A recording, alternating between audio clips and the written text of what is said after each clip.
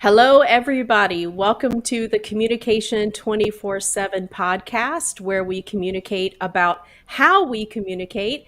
I'm your host, Jennifer Furlong. So it's Monday, June 6th, 5:30 p.m. on the East Coast. That must mean that it's time for another episode of Unscripted. And that means I have another guest in the studio. And my guest today is Craig Addy. I am so excited to have Craig do this podcast with me today because he is the musician who listens to the listeners. So thank you so much, Craig, for agreeing to be on the show today. Well, thank you. I'm thrilled to be here. I'm so delighted that you invited me.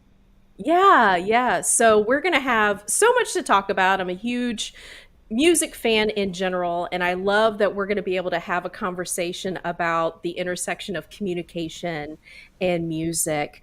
I want to Yes. remind everybody that we are live on Facebook and LinkedIn and YouTube. So if you're tuning in, please don't be shy. Make sure that you participate. You can post a comment in the comments. You can ask a question, and we would like for you to be a part of the show. It makes it a lot of fun for both of us. So go ahead and don't be shy and ask your questions or post your comments as we get along. So just wanted to make sure we put that in there. Craig, before we Yes. do the deep dive into music and communication, would you tell everybody a bit about yourself and where are you calling in from?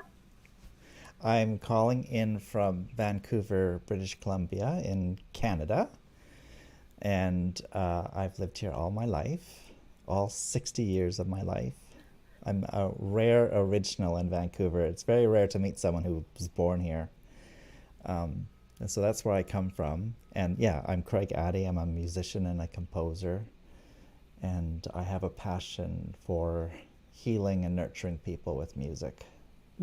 Yes. So it sounds like where you are located is pretty similar to Savannah, where I'm located in Savannah, Georgia. A lot of transplants here, a lot of tourism here as well. So to meet someone who's originally from here is a rare thing. But Mm. um, so you have been a musician your entire life. When did you first begin to play music? And what did you start with the piano? And that's what you've stuck with all along?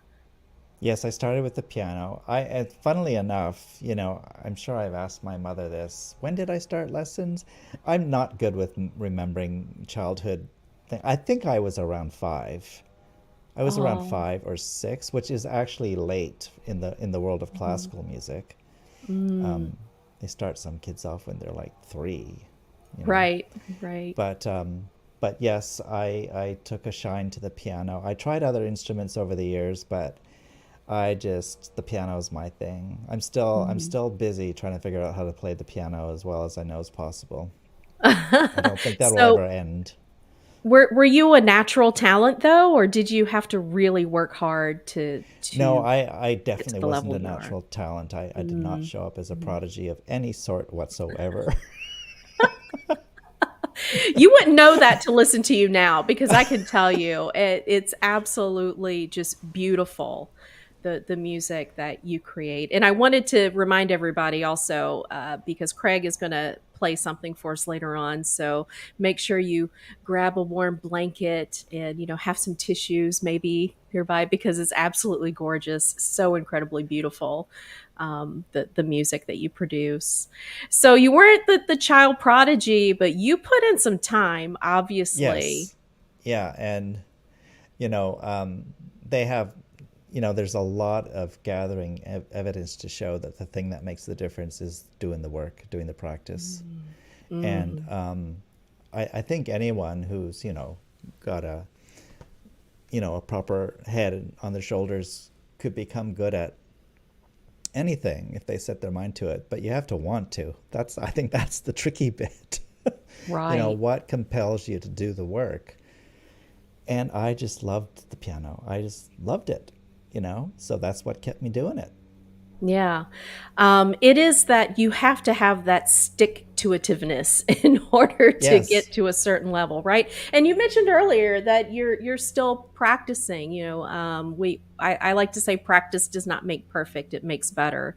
And it is something that even if you do have a natural talent at something, and this goes into some of the things I talk about when I coach people in public speaking, is the practice does make it better. It's not going to make it perfect, but a little bit every day. And it's like any other skill. If you work at it, you'll get better at it. Yes. Yeah. And I discovered something interesting about perfection, by the way, Mhm. which becomes particularly evident when you improvise music, which is what I really is my biggest passion now. If you try to do it perfectly, you've lost the game. Mm, mm, What there is to just be fully invested in what you're doing. yeah. And when you do that and you get into that zone, whatever your way of getting into the zone is, that's when the perfection arises. But Mm. it's not something you can make happen. Right.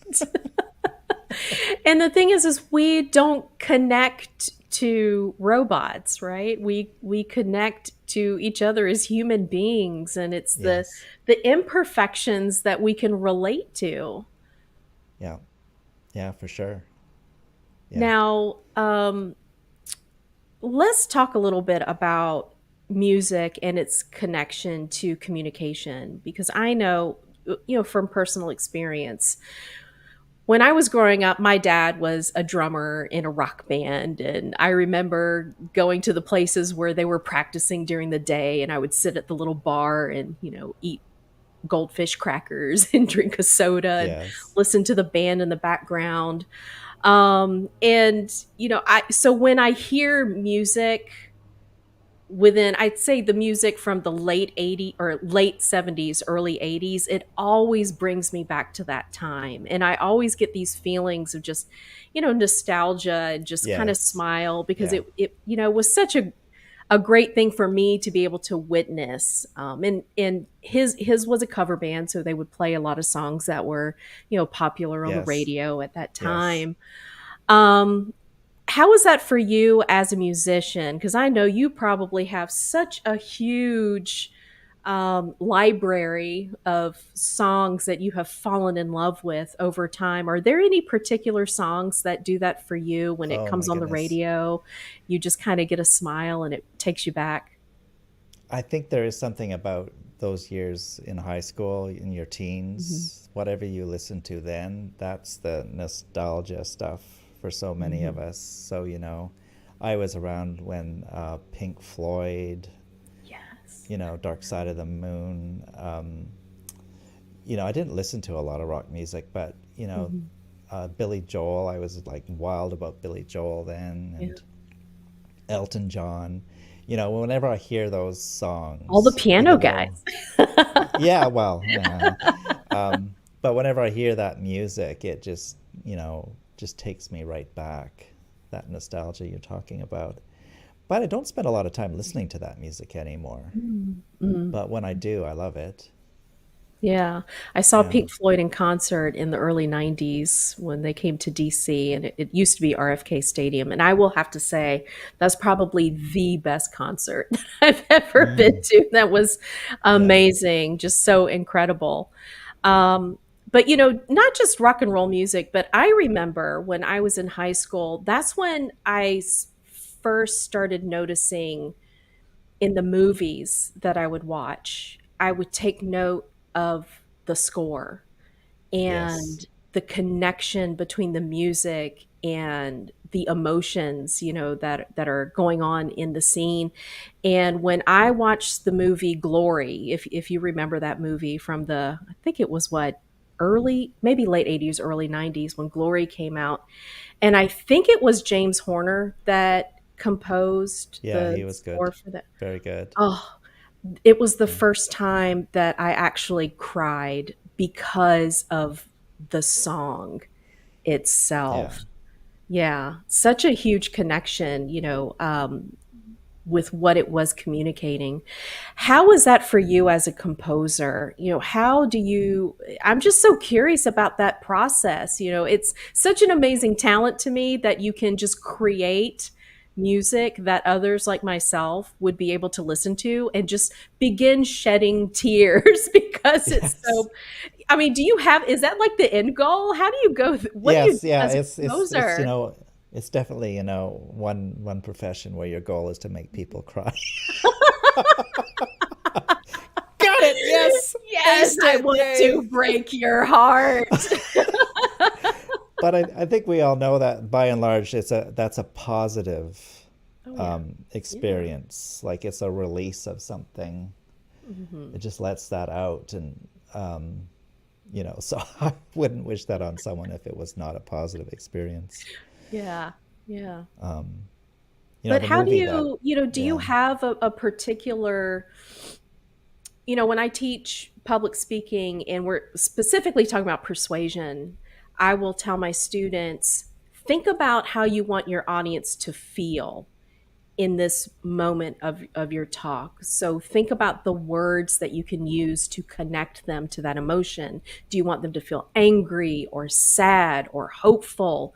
And then once you identify that feeling, then the speech will almost begin writing itself, the words that you can Yeah. choose to use. What's your process? Like, is it something Well, similar? Well, the first thing I'm going to assert that of all the arts, I mean, all the arts are an access to emotional expression, but to me, music is the most direct access to the emotions. And in fact, in my case, I'm all about what is the emotion. That's what I create music for. Some people don't create music for that reason. It can be quite intellectual for some people, or it can be about the intricacies of the composition and stuff, but there's always emotion in there. For me, that's what it's about. And in my case, I call myself the musician who listens to the listener, because I don't say what emotion do I want to convey to you. I ask you what emotion do you want me to convey to you. Ah, okay. So I Yes. literally have conversations with people about experiences they're dealing with in their life, either good or bad, about what they want to create for their life. Or I invite them to share, one of those stories. There's stories in our lives that are just forever pivotal in our life, those Mhm. memories. I get them to share those stories. And then as I listen for the emotions, Mm, or I ask them, so when you think about that story, how does that make you feel? mm. So I'm just soaking up the emotions, and then my skill is to be able to convey those emotions in music spontaneously in the moment. Yeah. So I recreate people on an emotional level with the music I create. Mm, mm. And so when you work with these individuals and they're telling you their stories, is it usually one story or do you usually work with them to have an entire, I guess, CD worth of stories? How does that work? Well, it just depends on the situation. So I do a few different things with my music. So the one thing I do that I know you've heard about is my under the piano experience. Hmm. So in that experience, that's with an individual or a couple usually. And they literally come and they sit on my couch and they share about their lives with me. I ask them, what the whole range of things. So Mm, so in that I listen for a whole variety of things. And yeah. then they actually lie underneath my grand piano, so they get this surround sound experience. And then I recreate what they shared. So it'll be like a series of pieces, five, six, seven pieces. Yeah. And I'm tapping into those various things that they shared with me. Wow. Now, if I'm doing That a, sounds yeah, amazing. now if I'm doing a concert and I have a group of people, then I invite people to take turns sharing a story, and then I recreate that Mhm. one story, and we kind of go around and do it that way. Yeah. Has there been, I know when you invite people in your home and you're interviewing them and you're asking them questions to get them to open up, do you find is it difficult at the beginning to get them to share something that they can become vulnerable? Because I can imagine sharing our stories and then having music become a conduit through which we can share those stories. That's a pretty, you have to be willing to be pretty vulnerable. How do you Yes. get them to Yeah. be comfortable in that? So I don't try to get them to be anything. Mm, okay. I take what they're willing to give. Mm, I can work with whatever they give. So I get a whole range. Some people open up completely, and those are the easiest ones. I right. was like, Yeah. oh my goodness, what am I going to play with here? But some people aren't, and that's fine too, right? Like, Mm, I just listen, and I invite people to create intentions as well. Like, like how would you like to feel? Like, what would you like expressed in this? Like, as kind of a mhm. predominant thing. And most people are willing to share that. Yeah. But Yeah. I just listen and I pick up, and you never know who it's going to be the most profound experience for either. Sometimes you think it will be the people that are the most open, but it's not always. Sometimes it's those people who said very little and they've come out from under the piano and they're just like in another world. Right. Because you've been able to unlock something Yeah. probably in listening to the Well, music. yeah, I think that's the real gift of music is that some things we just can't talk about. Like we don't have the Mm, words for it, or we know there's something there, but we can't get it out in words. mhm. And music can get there. Yeah. Yeah. I've seen it happen so many times that there's no doubt in my mind. And then sometimes they can then put words to it. Right. Right. So, one thing that I am curious about as you get people, well, you don't get people to open up as people are experiencing and you're listening and you're Yeah. putting music to their words and their experiences.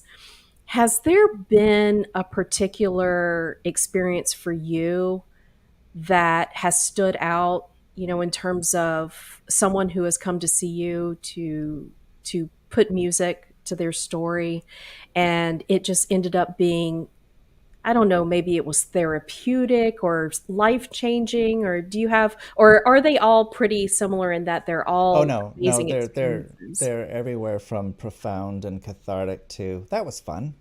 Yeah. Like, okay, well, I'm glad to be of service.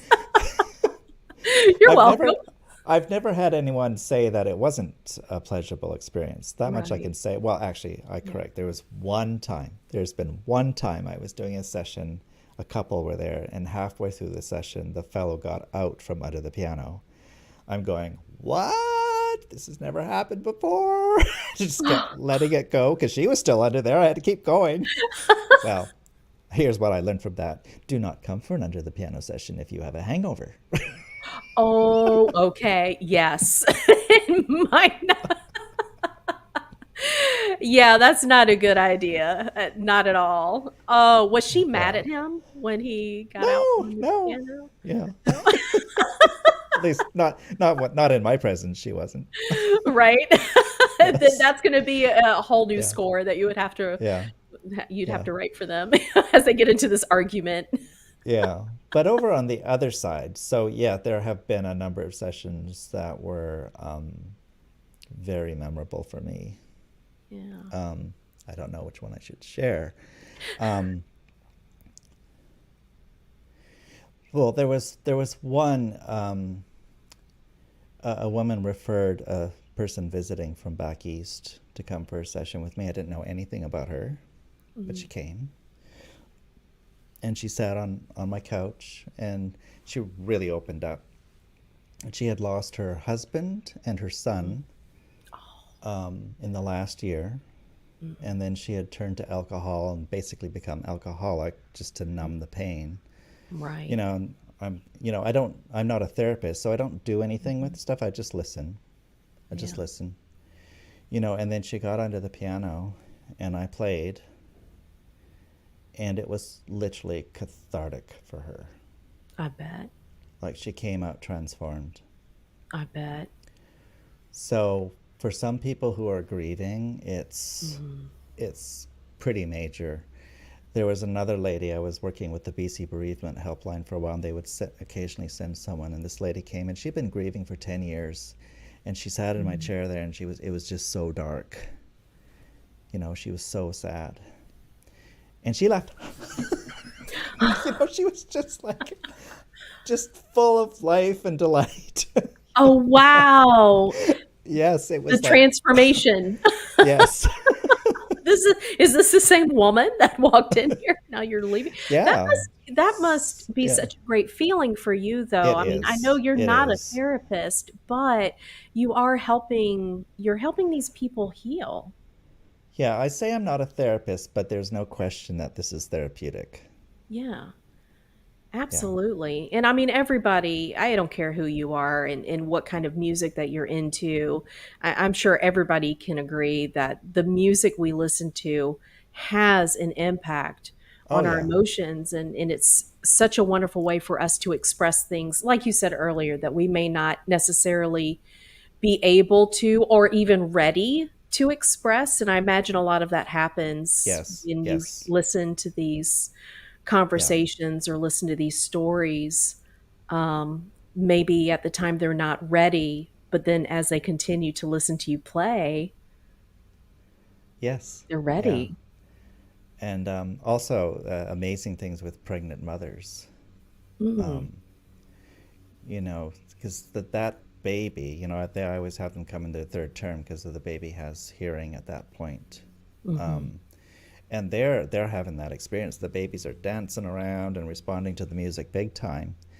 And most people get a recording of their session, and I've had calls from mothers, years later saying, we still play that recording whenever our child gets upset, and it just calms him or her right down. That is Yeah, amazing. Wow. yeah, So it's you're not just impacting, the people that are there. Like you are literally impacting lives that you haven't even met them yet, right? yeah, They're still in the womb and yeah, you're having an impact. How does that yeah. feel? I love it. That's why I do what I do. Yeah. Yeah. Like originally I did it for myself. It all happened in high school, you know, and that wonderful specter of bullying arrived on the scene. Right. Yes. Yes. And thank God I had a loving home to go home to. Who knows Hmm. what would have happened then? But the thing about bullying is the embarrassment, the humiliation. Mm. So I mean, I didn't tell anyone. I didn't tell my mom and dad. I didn't tell my Hmm. sisters. I was just like, oh my Right. God, I just want to hide in a corner. Yeah. But my piano teacher gave me a Chopin nocturne to learn at that time. Just as that happened, it was like the first kind of serious adult classical piece of music I'd been given. And everything that I was going through was in that piece. Oh, Like I could wow. just express everything that I was going through. Yeah. And it was like it was a safe way to do it. Mm. Mm. Like you would get rewarded for playing it beautifully rather than ridiculed. Right. Yeah. And so that's when the deal was sealed for me about music. Mm-hmm. That's when I said, "Oh, this literally, it's a bit dramatic, but in a way, it saved me." Yeah, I have no doubt. I have no Yeah, doubt. It was an outlet through which you could express your. I'm sure yeah, there was anger. Sometimes there's shame. yeah, Those are very powerful feelings yeah, and to not be able to express those feelings. yeah, Um, it's a really sad and it's a dangerous thing, to not be able to yeah, express feelings. yeah. So when did you begin under the piano? You had this amazing experience yourself in high school, so you were able to see that connection. When Yeah. did you start doing it for others? It was kind of like a series of things that happened in my life that all came together. So, Mhm. so the first thing I should say that when I was a child, my mom was a very fine pianist, and Mm. she would play her grand piano, and I would crawl under the piano as a child. It's like a fort. It's fun. Yeah. It's a sound that it's so cool under the piano because the sound is all around you. It's like Yeah. getting a massage with sound. Your whole body vibrates, right? That's why it's such Mhm. a neat thing to do. And so I did that, and then I got older, This was before high school, before all that stuff happened, and I stopped doing it. It wasn't like conscious. I just stopped doing it. Big kids don't do that. They don't Mhm. crawl under the piano. Right. You're like, why not? You're like, why not? Yeah, whatever, you know.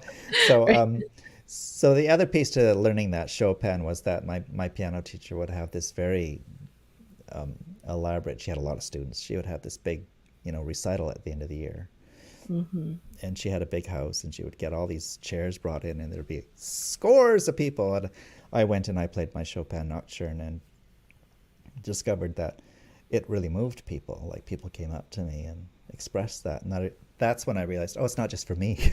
Yeah. It's for you too.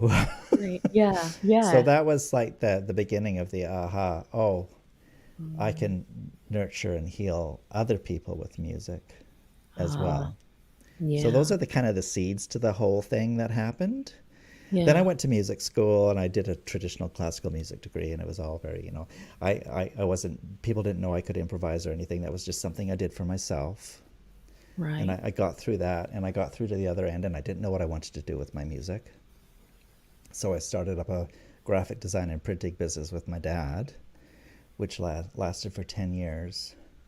And then somewhere along the line, I hooked up with my friend Howard, who's a clarinetist, and we started doing weddings and events and stuff like that. And we would meet every week to rehearse at the community center. And one day I got there before him, which was rare. And I was just waiting for him. So I was sitting at the piano improvising. He didn't know I could do this, right? And he came in while I was doing this, and he says, "Oh, that's really nice. What's that?" And I says, "Oh, I don't know. I'm just making it up." And he kind of went, "What? This sounds like a composed piece." So the cat was out of the bag. Says, "Okay, when next concert we do, where background music, something, start putting these in." So I started just like sneaking them in, right? Oh, look, nobody's saying anything. It's okay. Just keep going. Keep going. And yet the whole thing evolved till finally we were doing entire concerts together that were entirely spontaneous and made up in the moment. That is Because, amazing. yeah, Yeah. yeah. And so that was the setting for then doing Under the Piano. So that Right. was another instance that happened. I was in a piano store trying out these incredible pianos. They're called Faziolis. They're kind of like these new Italian pianos that, is taking Steinway for a run for their money. Yeah. And they had just opened the store. I had read about them but never played one, so I was in there like a flash, and I was playing them, and they're just like amazing. And there was one other pianist in there playing their 9-foot concert grand, and I still don't know why. I just guess I was being playful. I looked across the room at this guy playing the piano, and I remembered being a kid crawling under my mom's piano. So I went up to this complete stranger and I said, "Keep playing, I'm just going to crawl under the piano." And he did. And I crawled under this piano, and I'm lying there like it's 9 feet, right? So I can lie lengthways under that one. And remembering my childhood, but also just saying, this feels so good. Oh, It's like I'm getting yeah. a Almost like a massage. warm hug. Yeah. And so I went home, and I kind of like, it just kept on bumping around in my head. And finally I said, well, I should see what other people think of this. So I had three friends over here to my place, and they took turns getting under my piano, and I, improvised for 5 to 10 minutes for each of them. And they're kind of like going, this is not like listening to a piano from across the room. This is like Mhm. a whole different experience. And one of them just kind of said, you should do it as a business, and you should call it Under the Piano. Yeah. Thank you, Catherine Wood. That was Catherine Wood who said that.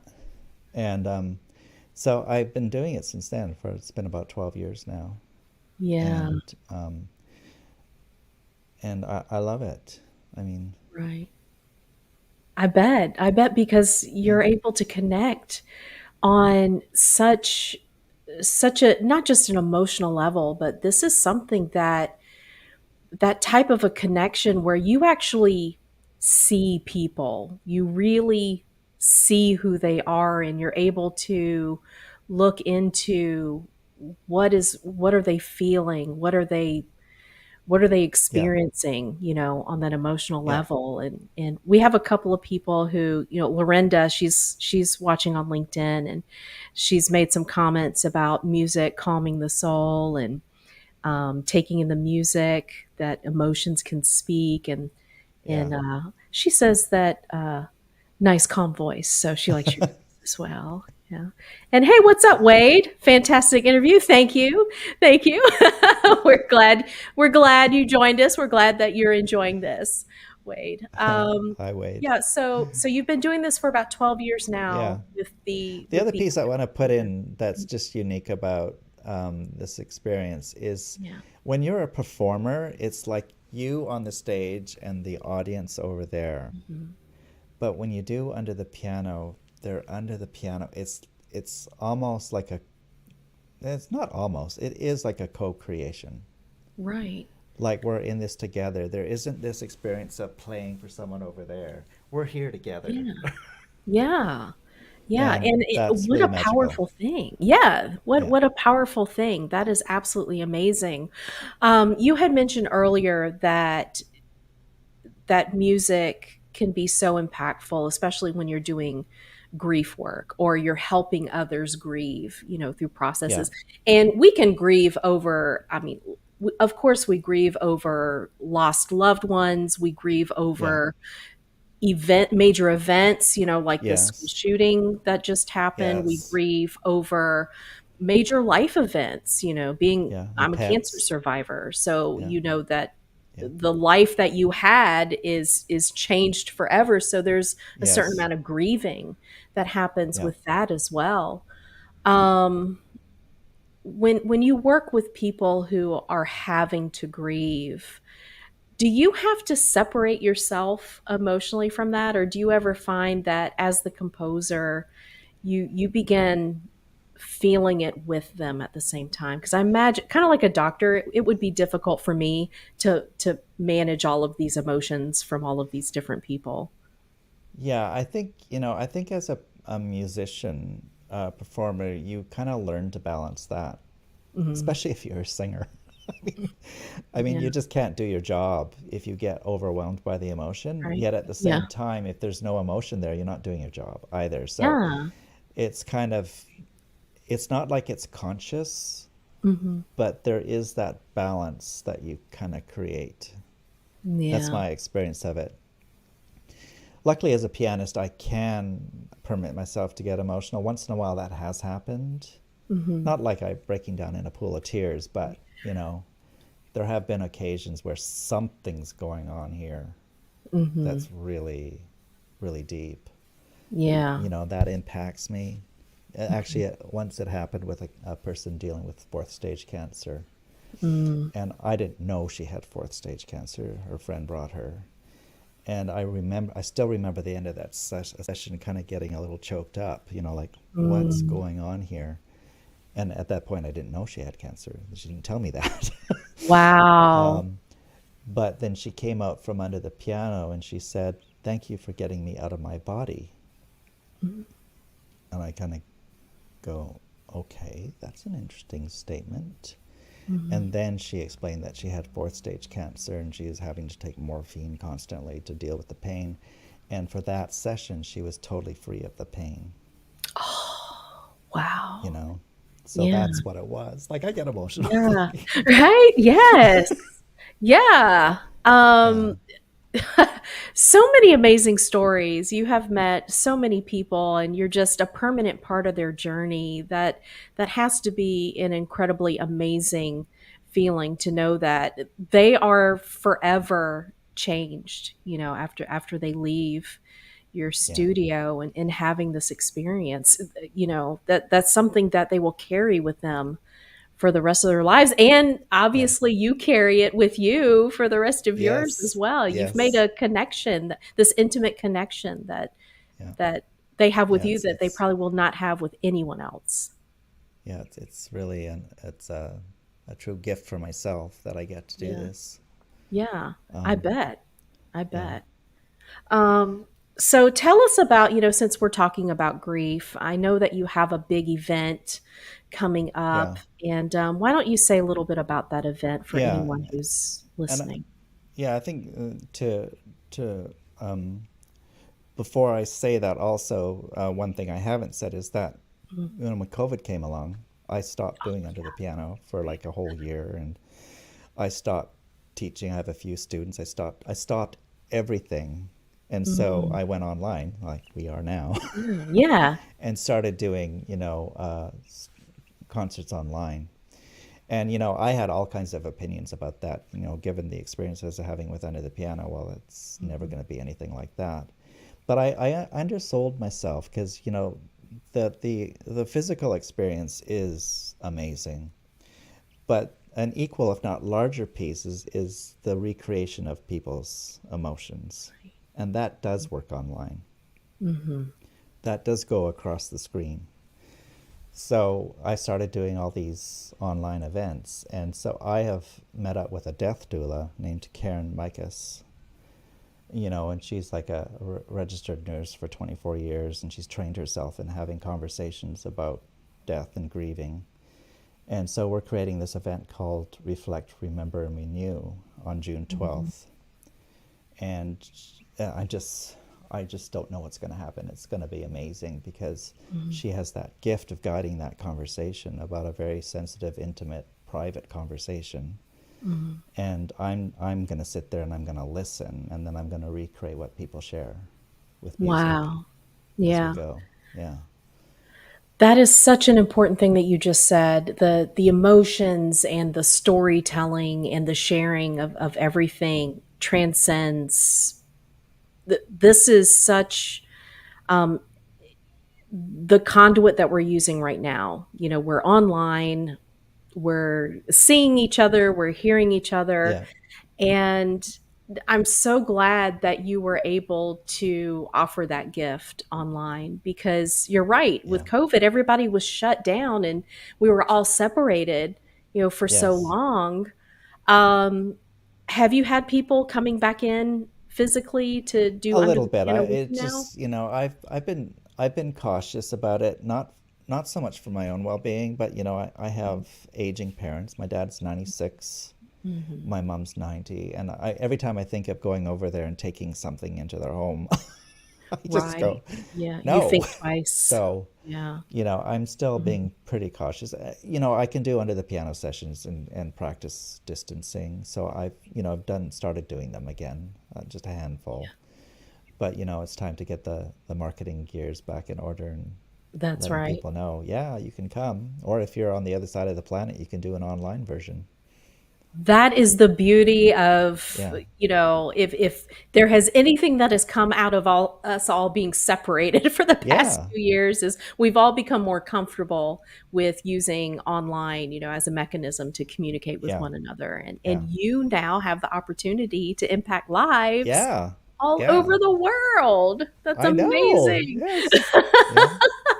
So who is the farthest away that you have been able to do this online with? I think a woman, it was for one of my concerts, a woman Mhm. in Austria shared a story about her life that I Yeah. recreated. I had a couple people in England.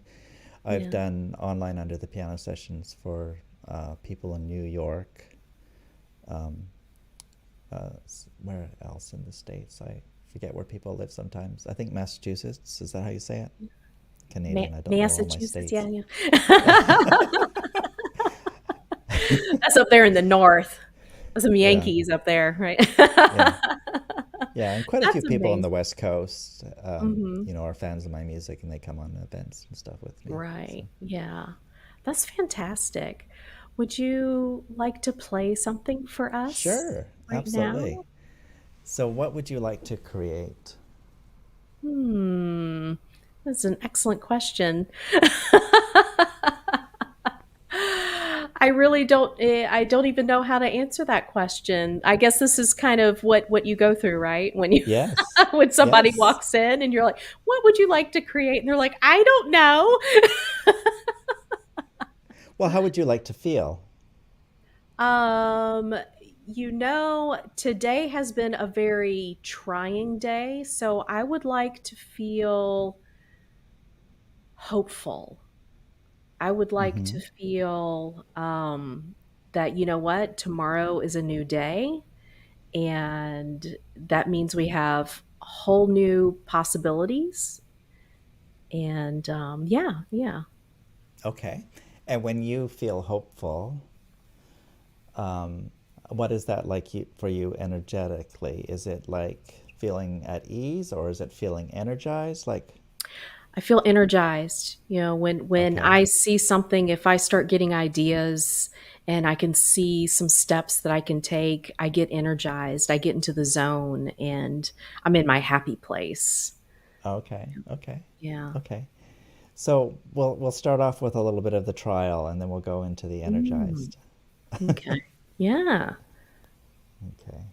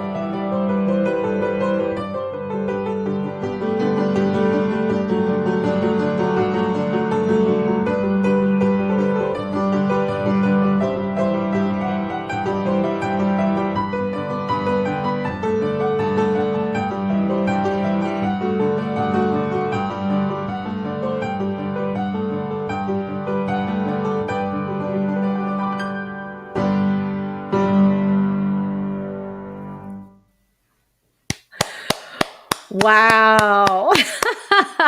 Craig Addy, the musician who listens to the listener. You really did recreate that feeling of just frustration, and it was a trying day. And then the transition was amazing.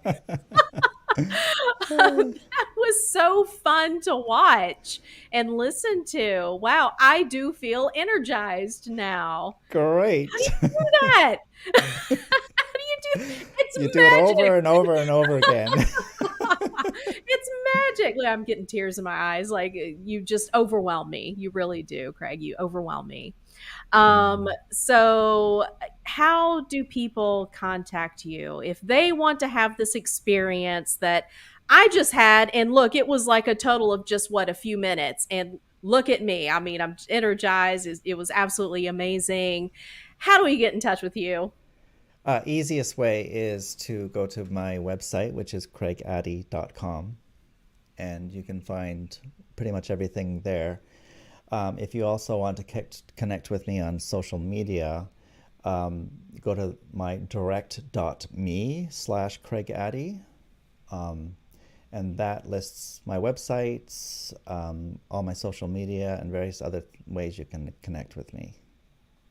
Okay. I highly suggest everyone who ends up listening to this podcast take a moment, look Craig up on Spotify. He has an amazing channel. I think I've told you before, I shared some of your music with my daughter, and she's a Yes, potter and she enjoys listening to your music as well as she's creating things. yes, And yeah. it just, you fill the world with joy and the gift that you have for getting people to be able to share their stories and get in touch with their emotions.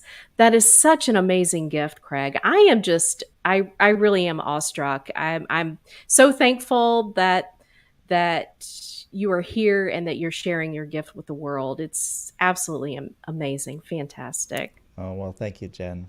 And thank you for the opportunity to let people know about it. Yeah, Yeah. absolutely. All right. So, everybody, you know how to contact Craig, you know where to find his music. I highly encourage you to do that. And also, don't forget the event. You said it's this Sunday. Is that when it Yes, is? June 12th. It's 6 p.m. Eastern or 3 p.m. Pacific, Mm-hmm. 5 p.m. Central. Um, and it'll be an hour and a half. An hour and a half. And if you go to my direct.me, you can actually see the link there as well for Okay. registering for that event. All right. Yeah, Okay. Y'all heard it. Craig, thank you so much for being a guest on the show and talking about the role that music plays in communication and our sharing of emotions. It's been a treat. it has. Thank you. Thank you so much. All right. Y'all take care and we'll see you next time. Bye.